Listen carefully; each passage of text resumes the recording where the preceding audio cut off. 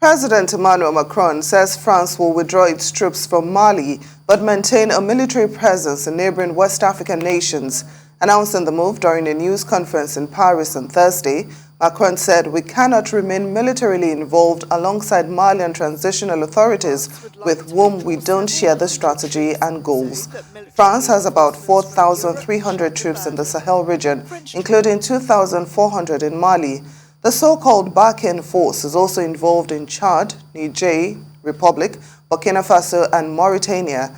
European leaders simultaneously announced that troops from the European-led military task force known as Takuba also would withdraw from Mali. To help us explore this new twist in the unfolding story of Mali and France, as well as expectations from the African Leaders Summit with the EU, is Paul Ejime, an international affairs expert and consultant to international organizations, including ECOWAS and the European Union on development, communications, peace, security, and the media. Welcome to the program this afternoon, Paul. Thanks for joining us. We want to get your take on the current... Thank you for having me. Yes, African Leaders Summit with the EU. What should the African leaders be looking to achieve with this meeting of the nations? Thank you. Well, the usual topics will be, one will feature security, economy, and then development aid and all that. But I think people are now tired of seeing African leaders line up somewhere to meet foreign powers. I think African problems should be diagnosed in Africa and solutions found to them in Africa. What the African leaders are doing is that they are shirking their responsibility. They are running away from their problems, but after those meetings, what do? They come back to their different countries where the hospitals do not work. There is no infrastructure. Children cannot go to school. You don't have electricity, and then you don't have good roads. So for how long, you will say, it's déjà vu, the French will say. The more things change, the more they remain the same. And that is not good for Africa, where you say that this is where you have the fertile potentials that should move the next generation.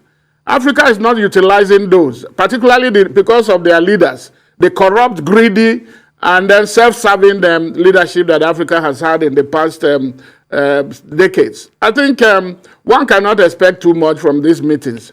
The next thing is Nigeria, Africa and China, Africa and Turkey, Africa and,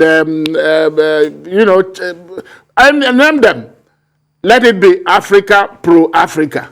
That is when you find solutions. See here, they are going, I think they are looking for solutions where they cannot find one. All right, Paul, talk to me about it. Let me find out from you. Do you think African leaders will be bold enough to look the European Union bloc in the face and address key issues that COVID-19 actually brought to the fore in terms of discrimination, in terms of travel ban, in terms of inequality generally, in terms of vaccine management and the rest of that? Do you think African leaders will be bold enough to be able to address these issues and bring it to the fore? Philip, that is the issue. They are negotiating from not from a position of strength, but with begging bowl mentality. What are you going to get? I mean, the person who, my people say that somebody who lends you cloth, a dress to go to a party will probably dictate to you where to sit. Africa should be talking about competitiveness, trade, not aid, not begging all the time. Why can't one or two African countries come together to find a way of manufacturing the vaccine? What is the problem there? If they have developed that capacity, now you look for the patent. That's another issue because it's resident in the West. But they are not even doing that. All they are doing is waiting. And you find that at times they are getting the ones that have expired. The shelf life of what they are getting for the vaccines, before they get to Africa, they have expired. And you say, meanwhile, those who are giving you, they have calculated that this is what they have given Africa. The same thing for money. It is a cycle that this year you find that Africa has been given billions and trillions of dollars, but it's the same amount that is, at times they tell you is lack of absorptive capacity, that you didn't spend what you were given before, so they cannot release the funds. Why do you need to put yourself in that kind of situation with the resources that you have? These resources are what is exploited from Africa. France, for instance, that is now talking about withdrawing troops, is exploiting Africa. Mali, these countries have diamond, prized minerals, diamond, gold, bauxite, uranium. These are prized, and then you allow them, even cocoa, you allow them you export them at giveaway price, and then they process them and bring back to you, and you buy at cutthroat prices. Why can't they change? Every time you talk about changing, moving from commodity or economy to diversification, they haven't done that. So what do you bring to the table? Back to your question, whether they can look them in the eye. They cannot, because they are negotiating from a position of weakness. Now, talking about France and its allies withdrawing troops from Mali, what is the significance of that decision, not only on Mali, but on West Africa? Well, let us not put so much accent on that. France has been in Mali since 2013 with about 5,100 troops. Now they back. It was used to be, they keep changing their nomenclature. Now it's Bakan. Now it's Takuba, because it now involves some European countries. But you will say they went there to fight these Islamist forces with another 14 to 15,000 UN force in Mali. And yet, they have not been able to solve the insecurity problem. So some will consider it a failure, that France has failed, and they are saving face now, so they should go. That is what will be because they have not, if you set out to do something and then after 13, how many years you've not done it? Well, you have to review. Maybe that is part of a way of saving face. The other thing is that they are also not happy with the way the government in Mali, the Assimi Goïta led regime is going about it. They don't want competition in the former France. They don't want competition in these former African colonies. So this government is looking up to Russia to assist them. In fact, some so-called Wagner private security company, they have sent some forces. You call them military advisors or whatever. But they are now being demonized. When it comes from other people, when it comes from the West, you call them advisors, military advisors. But when it comes from the China or Russia, you call them mercenaries. This is not helping matters. No, the Malians are now saying, listen, you have not helped. You have not done what you set out to do. Give us the chance to go and meet other people and collaborate. And that is within their right, their sovereign right so to do. Forget that that government came through, an unconstitutional means. But it was inevitable. It was the failure of politicians that allowed that. The governments in Mali, they have not been able to solve all the elected governments. They've not been able to solve that security problem.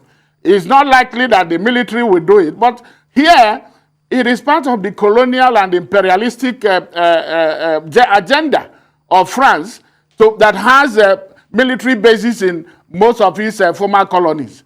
But what are they doing? They are protecting, they will tell you they are helping these other countries or supporting them. No, you cannot love people more than themselves. If the Malians are now saying, through their government, are saying, please go, they have expelled the French ambassador in Mali. So it is that ruptured relationship that has, but it's also time for Africa to be able to manage its own security. I hope that the other Africans will learn from Mali that it's not forever. Why would you have foreign forces based in your country for ad infinitum? You have to at one point assert your independence after 60 years.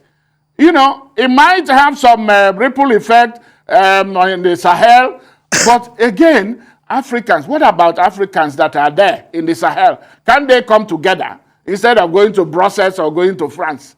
Wouldn't they be able to, AU is there. What has AU done?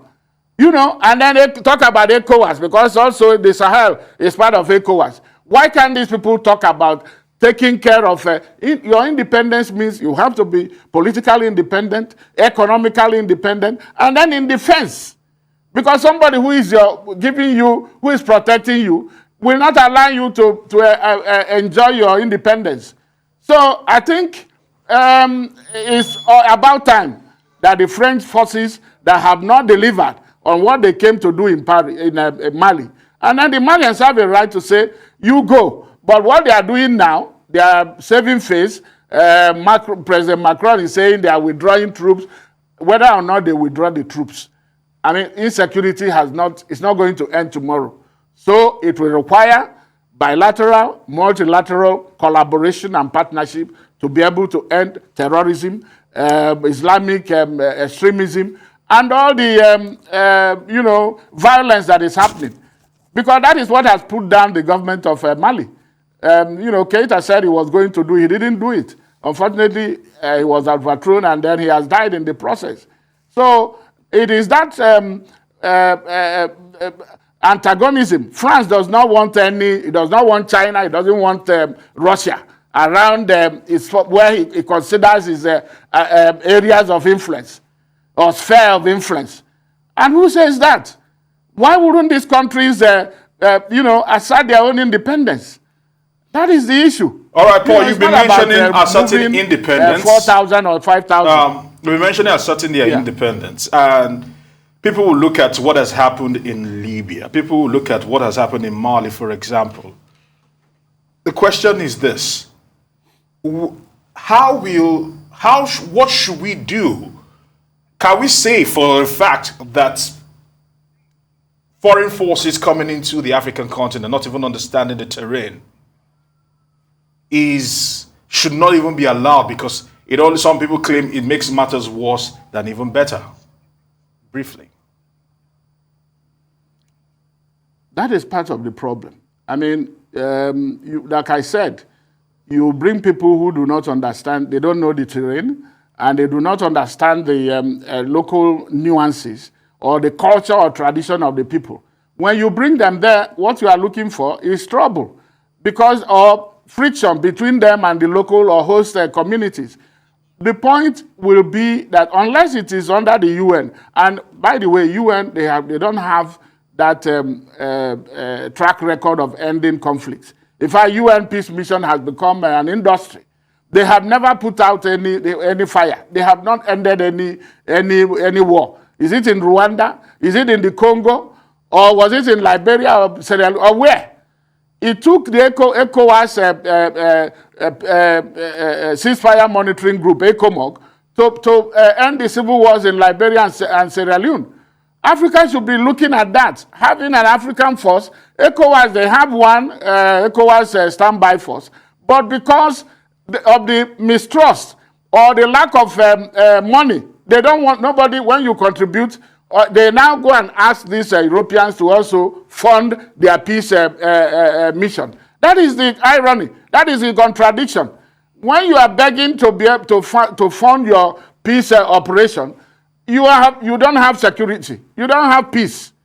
So that is the issue. It is time for Africa, if they want to assert their political independence, it has to go with economic independence. It also has to go with security. Defense is very key. They are not approaching it the way it should be. They have talked about African High Command, in the past, OAU, that AU succeeded. The forefathers, they thought about that.